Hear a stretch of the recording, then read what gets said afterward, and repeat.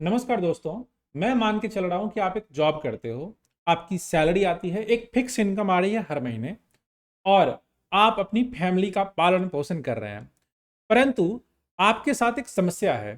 समस्या ये है कि आप जिस भी नौकरी में हो, चाहे वो गवर्नमेंट जॉब हो या प्राइवेट जॉब हो, आपकी इनकम बढ़ तो रही है, पर आपके खर्चे भी बढ़ते चले जा रहे हैं, और इसकी वजह से आपका सेविंग नहीं हो पा रहा है। आपके मन में ये सवाल आता है कि मेरी सैलरी पहले से 1.5 गुना हो गई है, 2 गुना हो गई है, पर मैं सेविंग क्यों नहीं कर पा रहा हूं।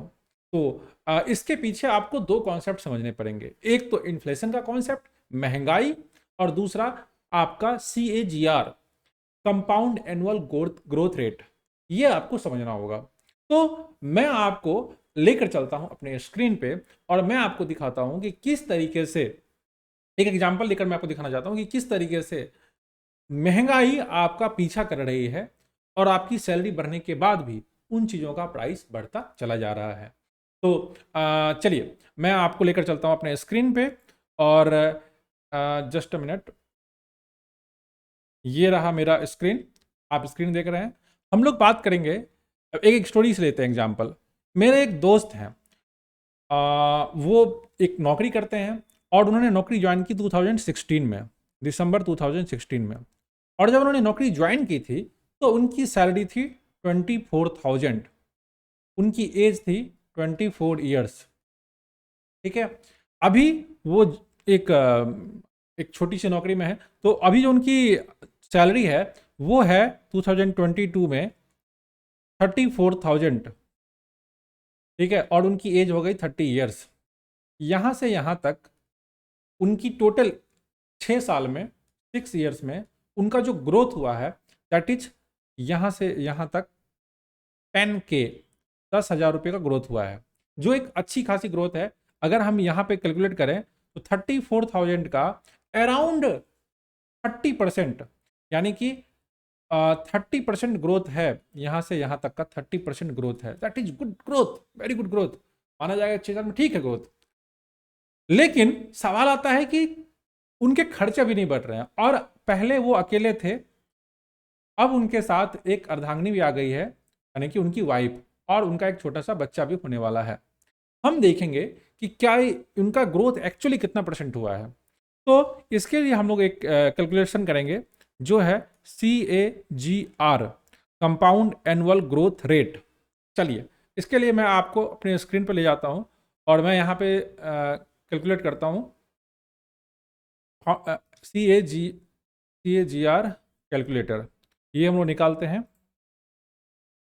पहली वेबसाइट पे जाते हैं, और यहाँ पे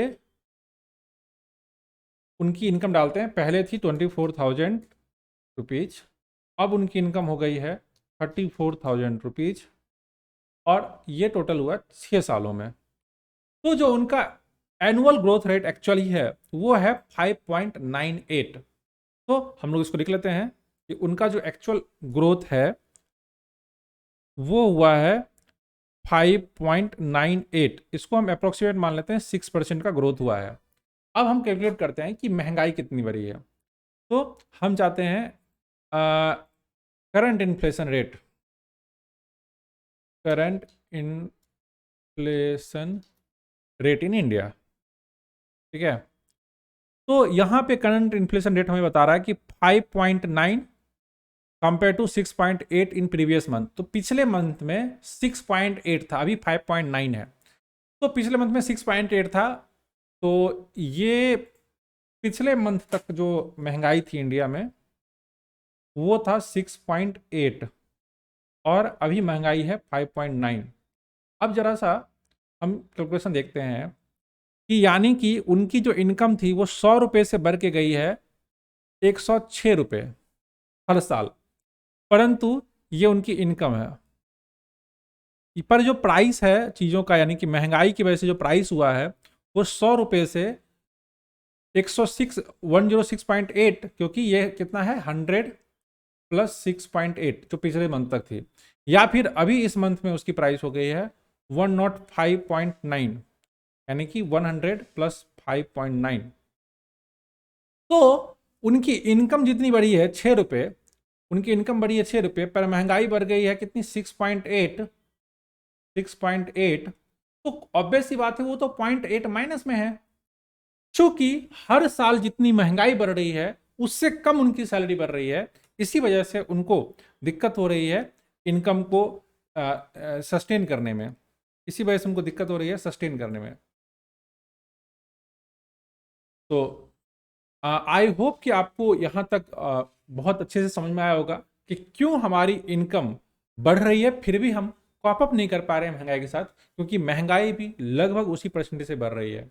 अब अगर आपको मान के चलिए ग्रो करना है, तो आपको ये देखना है कि अगर आपकी इनकम का CAGR हमेशा आपके इन्फ्लेशन से ज्यादा होना चाहिए, इन्फ्लेशन से ज्यादा होना चाहिए, ठीक है। अगर नहीं है तो आपको MSI की तरफ जाना पड़ेगा, that is called multiple source of income, multiple source of income की तरफ आपको जाना पड़ेगा, ठीक है। Thank you. तो आई होप कि आपको ये वीडियो यहाँ तक समझ में आ गया होगा। अगर आपको वीडियो समझ में आया तो उसके लिए थैंक यू, और इस वीडियो को आप देखते रहिए। शुक्रिया।